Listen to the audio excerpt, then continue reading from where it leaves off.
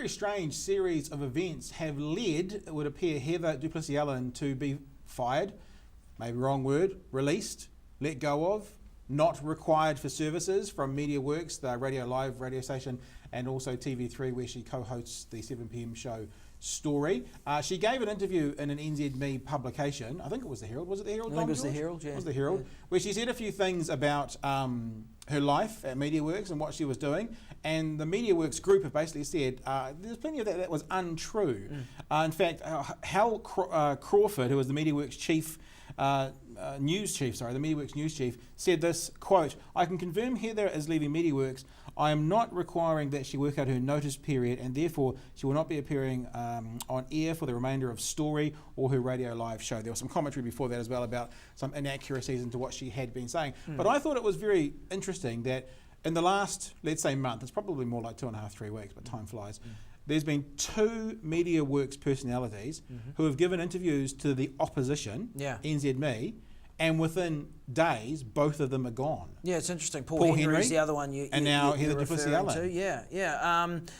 And I'm a great admirer of both of them. I think they're really good broadcasters, the pair of them. And so they gave interviews, as I say, to rival publications, rival media setups, and they're gone. Well, maybe they knew the writing was on the wall before that, and that's why they did it. Well, that's an interesting thing. I mean, you and I have worked in the media world here in New Zealand for a long time. You're still currently in it. I used to work in it. But the tension between the two parties, Mediaworks and NZME, or TRN as it was back in the day, and also Fairfax as well, kind of the 3 big media companies, you don't give interviews to the opposition unless there's a really good reason, like if you'd released a book. That's right. That would be okay. Yeah, of course. And it's always been one of those things that's really frustrated me, because I like looking at American media sometimes when, you know, the nighttime show on on ABC, like the late night show on ABC, has the people from HBO coming on and they do interviews, and it's much more kind of all lumped in together, because if it's good news, it's good news no matter where it comes from. But we've had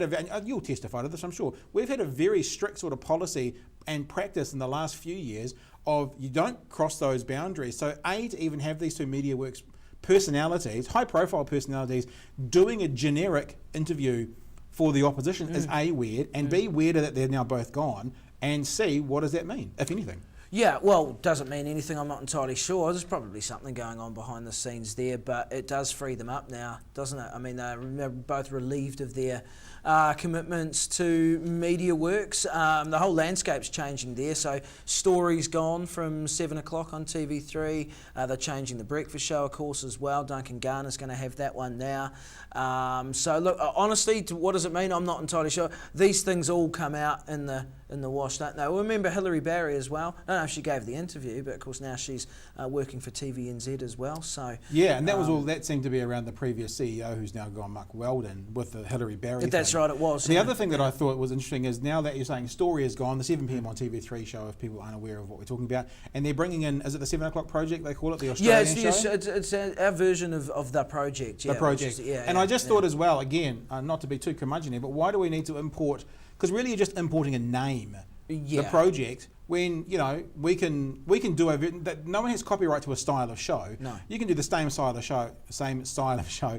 You can call it something that's more New Zealand, and you can then just make it. Why do we need to attach our product in TV3 to an Australian name? It's a bit weird to me. It is weird, but I'm actually really interested to see where these guys pop up. As I said, I'm both fans of both of them.